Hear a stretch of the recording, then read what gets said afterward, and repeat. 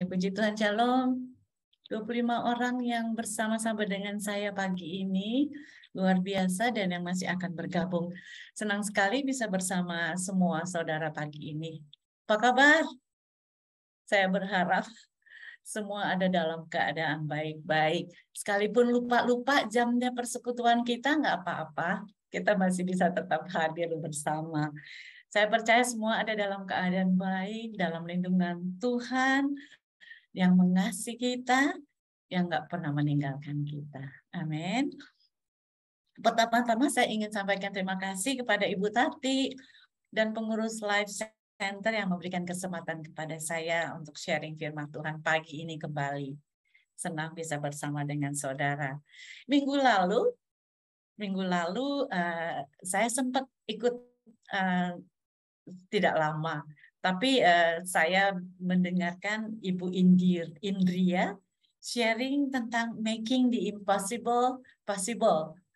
Yang luar biasa, saya setelah saya dengarkan beberapa menit saja itu, saya pikir, wow, connect sekali dengan apa yang saya siapkan. Karena saya kan dihubungi juga 2 minggu sebelumnya ya. Jadi saya pikir, oh kok bisa begitu? Tapi saudara pahami bahwa bahasa Roh Kudus tetap satu. Iya kan? Jadi saya pikir, loh, making the impossible possible. Dikatakan bahwa kita bisa buat yang tidak mungkin menjadi mungkin. Dijabarkan banyak, tapi saya sudah harus live, saya pamit dengan Bu Edia. Nah, hari ini saya akan berbagi tentang berani tampil beda. Berani tampil beda atau dare to be different. Sudah menjelang akhir tahun, kenapa saya muncul dengan ide ini? Sudah menjelang akhir tahun. Ini yang menjadi perenungan saya. Atas dasar begini ya, tentang dasar percaya kita sebagai orang Kristen. Dasar menentukan satu bangunan kan, dasar kekristenan kita. Salah satu, saya pahami bahwa salah satu panggilan kita sebagai orang percaya adalah membuat perbedaan. Saya beberapa minggu lalu dalam perenungan ini, saya bilang, saya mau bagi apa ya, Chris, kepada teman-teman saya, para perempuan hebat ini. Saya pikir sekarang kondisinya sudah berbeda. Kita ditawarkan untuk sangat bertindak seperti orang dunia. Dengan semua fasilitas. Ya kan? Kalau kesel, kalau apa, kita rasanya mudah, gampang, beda tipis banget. Kita sangat dibawa untuk begini loh.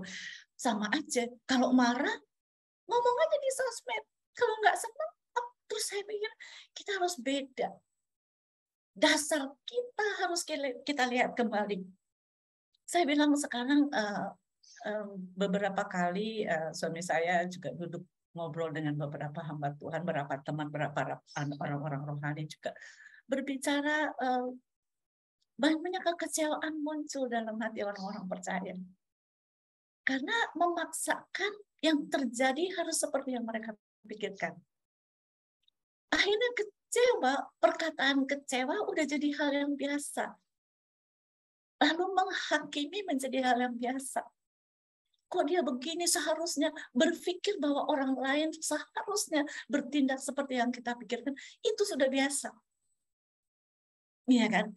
Terus saya ngobrol dengan suami saya pikir dengan siapa kita habiskan waktu kita, apa yang Anda dengar, apa yang Anda tonton, atau simak, atau baca, itulah sikap dan atmosfer yang perlu saudara kendalikan dalam hidup.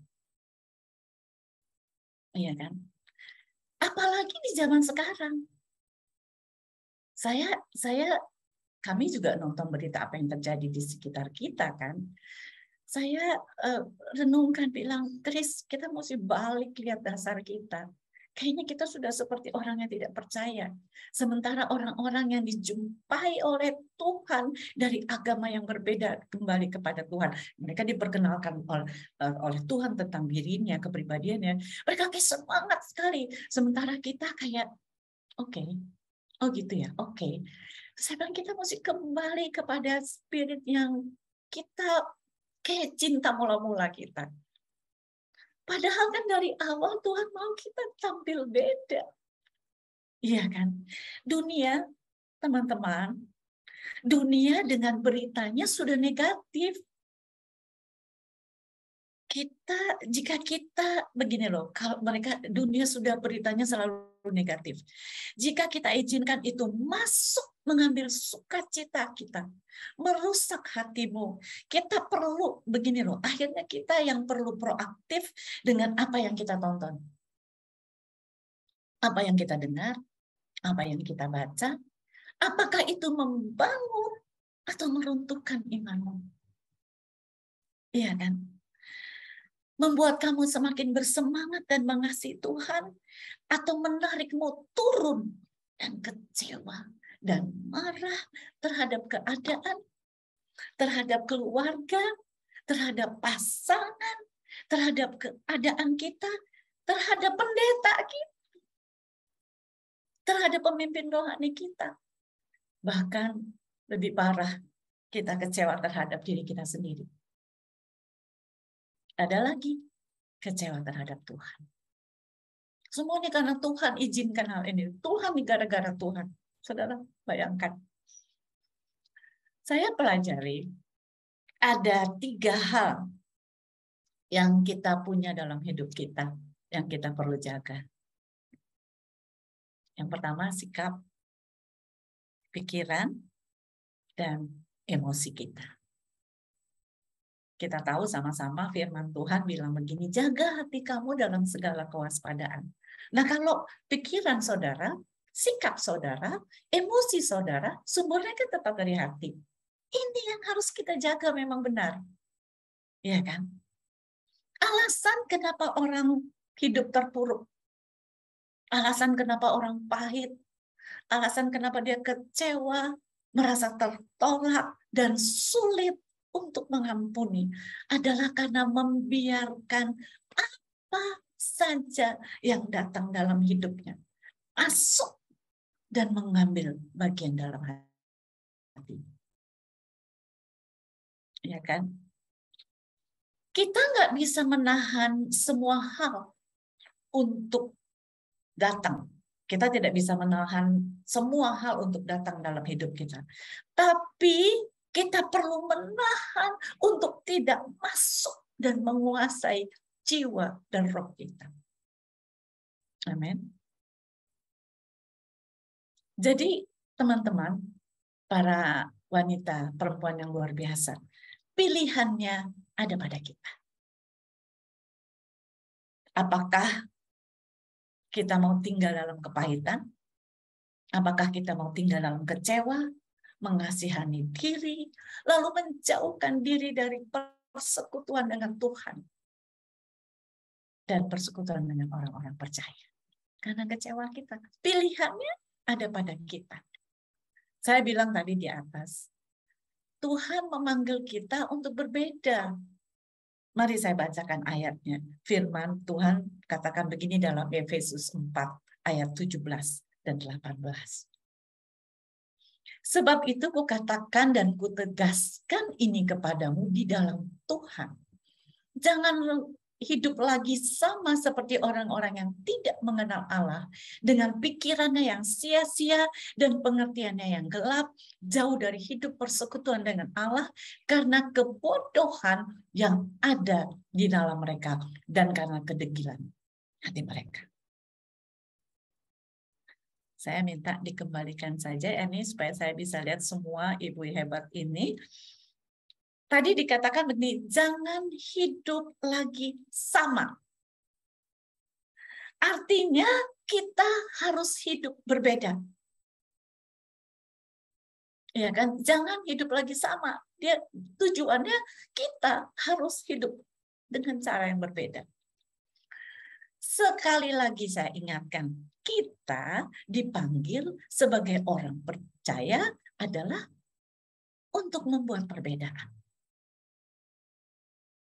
Cara kita berespon harus berbeda dengan yang lain. Kalau semua orang mengeluh dan kita juga mengeluh, apa bedanya? Apa bedanya kita dengan yang lain? Kalau semua orang bersungut, kalau semua orang pesimis dengan berita yang kini beredar tentang hari-hari ke depan, tentang keadaan tahun depan, resesi ekonomi yang terjadi, apa bedanya kita dengan yang lain? Iya kan? Padahal kita harus bawa perbedaan. Karena terang Kristus telah masuk dalam kehidupan kita. Saya ingat, karena pergaulan saya pasti dunianya orang-orang rohani, ya kan. Tapi mereka bilang, ibu beli emas aja sekarang, ke depan begini, ibu beli emas, simpan ini, simpan ini. Terus saya pikir, apakah Tuhan membawa kita sejauh ini hanya untuk meninggalkan kita? Ini adalah musimnya kita harus berespon beda dengan yang lain. Nggak harus panik dan beli emas, tumpuk emas. Iya kan? Mari saya mau bilang, kita harus membawa perbedaan. Terang Kristus kan sudah masuk. Seharusnya pagi ini saya cuma mau kasih ingat kepada saudara-saudara saya semua, perempuan hebat. Cara kita berespon terhadap semua berita yang begini loh disampaikan tentang prediksi keadaan tahun depan. Kita harus berbeda. Semua perubahan kehidupan, tadi saya bilang, semua perubahan dalam kehidupan hanya terjadi dari dalam. Kan kamu yang bilang, aku susah. Kamu yang bilang, aku senang. Perubahannya semua dari dalam. Di luar bisa berubah. Tapi yang akan berubah khususnya dari dalam, saudara. Bisa tangkap maksud saya ya? Teman-teman ingat nggak satu quotes yang sering dibilang? Sudahlah, even bad things happen to good people. Ya kan? Artinya begini, terhadap orang baik, hal yang buruk juga terjadi kok. Kenapa sih dikatakan orang baik? Saudara dan saya adalah orang baik. Sebenarnya kan maksudnya begini. Dikatakan orang baik karena respon saudara terhadap hal yang tidak baik pasti baik. Amin. Dibilang even bad things happen to good people. Are you good people? Berarti kalau saudara orang baik, saudara dan saya bisa berespon baik untuk kondisi yang tidak baik. Kecewa tetap kecewa. Sedih tetap sedih. Tapi at the end, kita akan memilih yang baik. Amin. Bagaimana kita berespon terhadap apa saja, itu menentukan masa depan saudara. Yang kita perlukan, saya ingatkan, yang kita perlukan adalah respon yang berbeda. Yang kita perlukan terhadap keadaan di depan atau hari ini adalah respon yang berbeda. Nah, cara kita berespon tergantung dari cara kita berpikir. Cara kita berespon tergantung dari cara kita berpikir. Roma 12 ayat 2 katakan begini. Minta tolong ayat ini, thank you. Terjemahan baru bilang begini. Janganlah kamu menjadi serupa dengan dunia ini, tapi berubahlah oleh pembaharuan budimu, sehingga kamu dapat membedakan manakah kehendak Allah, apa yang baik, yang berkenan kepada Allah, dan yang sempurna. Saya suka terjemahan The Passion. The Passion bilang begini, berhentilah meniru apa yang menjadi ideal dan opini dari budaya di sekelilingmu. Tetapi biarlah kamu ditransformasi dari dalam oleh Roh Kudus melalui pembaharuan total dari caramu berpikir. Maka kamu akan diberdayakan untuk mengenali kehendak Allah saat kamu menjalani kehidupan yang indah, memuaskan, dan sempurna di matanya. Luar biasa. Saya tidak perlu menerangkan apa lagi tambahan untuk terjemahan ini. Dikatakan begini, berhentilah meniru apa yang ideal dan opini dari budaya di sekelilingmu. Jadi,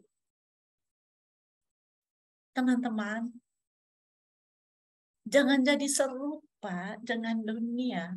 Artinya, kita yang putuskan bahwa kita memang berbeda. Cara berpikir kita berbeda karena ditransformasi. Disembunyikan saja tulisannya, Ami, thank you. Cara berpikir kita tidak sama dengan dunia. Artinya kita yang harus buat perbedaan. Cara berpikir berbeda karena ditransformasi oleh Roh Kudus dan senantiasa diperbaharui. Cara kita melihat persoalan berbeda, cara kita memahami persoalan berbeda. Kita mempunyai perspektif yang berbeda. Amin. Cara berpikir tahun lalu tidak bisa dipakai tahun ini. Tadi sempat kami ngobrol bersama dengan Ernie dan Bu Mala dan Bu Lydia dan Adria. Dibilang bahwa ini ya Zoom ya, begitu dibuka dia langsung update sendiri. Kalau kita nggak bisa Zoom lagi karena otomatis diupdate. Tapi kita sulit banget update diri kita dengan kebenaran Tuhan. Ini ditawar-tawar. Yang ini nggak cocok buat saya. Iya kan? Ternyata ya, maksud saya gini, untuk HP saya, kalau dalam waktu tertentu, dia minta mesti diupdate. Iya kan? Bukan berarti nggak mungkin bisa dipakai, kan? Enggak. Tapi ada hal-hal yang sudah tidak perlu dipakai, tidak cocok lagi untuk dipakai, untuk digunakan di masa ini. Iya kan? Udah nggak cocok. Perlu diperbaharui. Nah, saya mau ingetin, ini udah bulan November. Masih ada kerinduan untuk berubah terus? Masih ada kerinduan untuk buat perbedaan? Atau kita sudah menjadi sama? Iya kan? Kita, ibu-ibu, para wanitanya Allah, para perempuan hebat. Kita yang menentukan atmosfer dalam rumah, bukan? Kalau ibu lagi bad mood, seluruh dunia kita akan anak-anak, iya kan? Jadi kita bisa ngatur atmosfer yang baik. Update dong, kan diperbaharui dari hari ke hari katanya Tuhan. Kata firman tadi, kalau begini loh, kalau kita semakin diperbaharui, kalau kita semakin memperbaharui pikiran kita akan tahu pikiran Tuhan. Amin. Saudara dan saya butuh firman Tuhan. Supaya kita bisa merespon berbeda dari hari ke hari. Firman Tuhan tidak akan mengubah keadaan saudara. Tapi firman mengubah perspektif saudara mendekati pikiran Allah. Amin. Jangan pasang muka muram supaya orang tahu bahwa kita lagi susah, lagi bete. Itu kan keadaan respon yang umum. Tapi bisa nggak kita buat perbedaan? Iya kan? Begini loh, kita perlu cek ulang fondasi kita. Karena bangunan yang akan dibangun di atas fondasi percaya kita harus berbeda. Akan berbeda. Karena saudara terus diperbaharui oleh firman.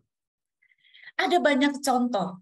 Kalau kita baca firman Tuhan, semua orang yang dijumpai oleh Roh Kudus dan dijumpai oleh Tuhan, hidupnya berbeda.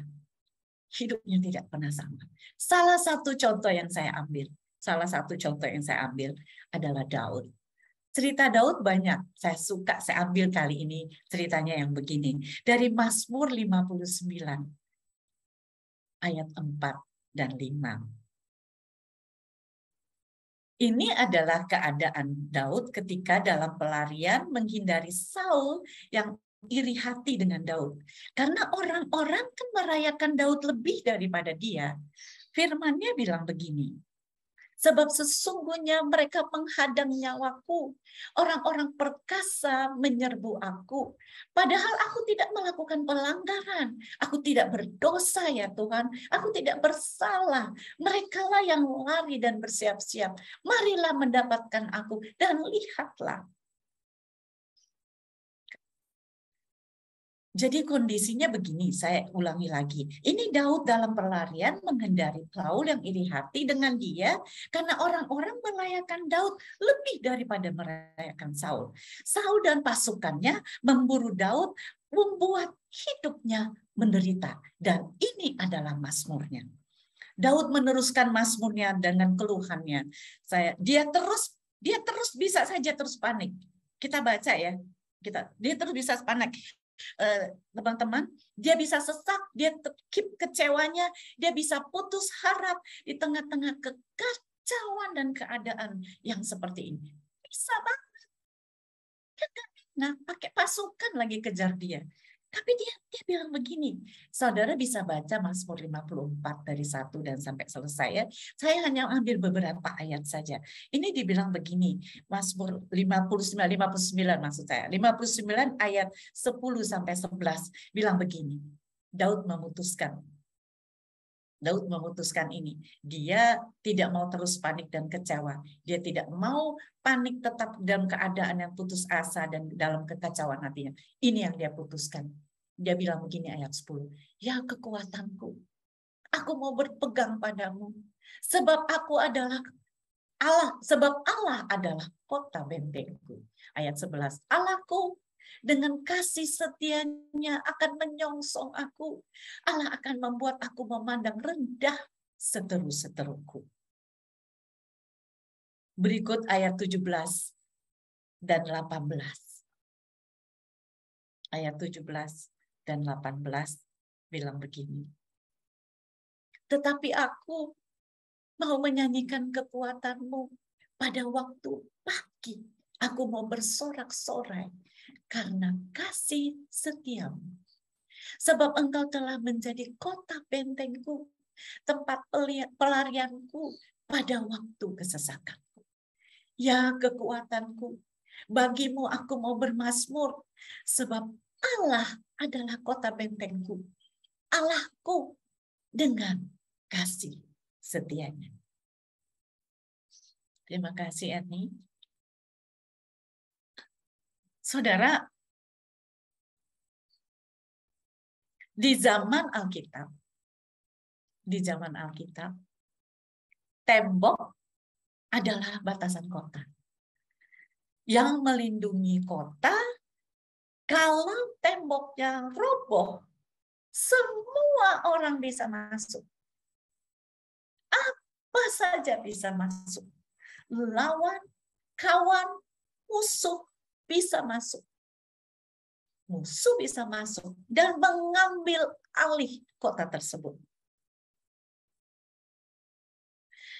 Daud dalam keadaan yang tidak baik-baik, dalam keadaan tertekan, ketakutan, terdesak, dan tidak nyaman.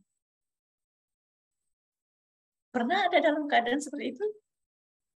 Masih ingat? Saya yakin semua kita pernah ada dalam keadaan ini. Ini yang Daud lakukan. Saya ingin mengingatkan kita semua. Ini yang Daud lakukan ketika dia dalam keadaan yang tidak baik-baik. Daud tidak mengizinkan ketakutan, kepanikan, ancaman, kekecewaan, kepahitan menguasai dia. Sikap dan keputusan Daud adalah ini. Dia bilang begini, aku akan tetap ada dalam damainya Tuhan. Aku tidak akan berpikir betapa tidak adil ini. Atau bagaimana bisa bertahan kalau hidup dengan cara ini. Saya yakin semua kita bisa bersaksi tentang melewati kondisi seperti ini. Saya percaya kalau saudara semua diberikan kesempatan untuk menyaksikannya, saudara juga akan bercerita. Dan saya percaya selama ini kita sudah berespon baik. Iya kan? Daud memilih, dia nggak mau hidup dengan cara ini. Dia mau tampil beda karena pengenalannya akan Tuhan. Ternyata, saudara, ini yang Daud bilang, Tuhan, aku mau menyanyikan kekuatan-Mu di tengah badai hidup ini. Aku akan tetap serukan sukacita yang dari Tuhan. Itulah kekuatanku. Meskipun dalam tekanan dan musuh menghadap. Saudara dan saya, kita nggak bisa mengatur orang lain punya atmosfer. Orang lain punya suasana hati, kita nggak bisa atur. Saudara dan saya tidak bisa mengendalikan mereka untuk melakukan yang baik saja terhadapmu. Tapi kita bisa atur dan mengendalikan tindakan dan atmosfer hati kita. Ya kan? Pernah ada dalam kondisi bahwa lagi on fire sekali. Tiba-tiba saudara ditemukan, diperhadapkan dengan kondisi yang membuat hati saudara tidak bisa tenang lagi. Ini yang saya bilang, kondisi ke depan tidak akan baik. Tapi Tuhan baik dan ada dengan kita. Saudara dan saya punya kuasa yang diberikan Kristus untuk menghadirkan kebaikan pada dunia sekitar kita. Kita punya kapasitas menghasilkan buah roh dalam hidup. Kita punya kasih, kita punya sukacita, ada damai sejahtera, ada kesabaran, ada kemurahan, ada kebaikan, ada kesetiaan, ada kelemah lembutan, ada penguasaan diri. Itu kita punya. Tapi saudara tidak akan tahu itu kalau saudara tidak ada dalam keadaan krisis atau ujian atau proses. Ini bukan ayat hafalan, tapi ini ayat untuk kita lakukan untuk tampil beda. Amin. Kita bisa merubah apa yang kita rasakan dengan apa yang kita ucapkan. Kita membentuk dunia kita dengan perkataan yang keluar dari mulut kita setiap hari. Perkataan saudara dan saya menciptakan dunia kita. Amin. Perhatikan apa yang kita akan ucapkan. Apakah kita sama dengan bahasa dunia tentang hari-hari ke depan? Apakah kita memperkatakan bahwa pemeliharaan Tuhan sempurna buat saya? I didn't come this far to only come this far. Saudara, pulang-balik kita dengar keadaannya. Di sini saudara sesi, di sana saudara sesi. Kita tahun depan kayak janji kan. Seperti sebuah janji. Tapi mari saya bilang, kita bisa membentuk dunia kita dengan perkataan yang kita ucapkan. Perkataan kita menciptakan dunia kita. Harapan kita, mau itu jadi chaos atau jadi baik dunia kita, kita yang bisa buat perbedaan. So pagi ini saya cuma ingin mengingatkan kita semua, termasuk diri saya. Mari kita buat perbedaan dalam dunia yang kita jalan. Kita tidak bisa mengendalikan peristiwa dan keadaan hidup kita. Sebab begini loh, semua orang bebas membuat pilihan mereka, bahkan ketika mereka mempengaruhi saudara dan saya dengan hal yang negatif. Tapi kita bisa kendalikan respon kita. Saya percaya persekutuan ini, Women's Talk ini membuat kita semakin bergairah untuk melihat bahwa aku mau tampil beda. Sebab aku ditentukan untuk tampil beda. Tampil beda kan bukan outernya kan, tapi tampil beda ketika saudara berespon. Dan saya percaya semua kita tahu berespon dengan benar. Sekali lagi, kita bisa mengendalikan respon kita setiap hari. Kenapa sih? Kan roh yang membangkitkan Kristus itu diam di dalam kita. Dia yang akan mentransformasi kita dari hari ke hari.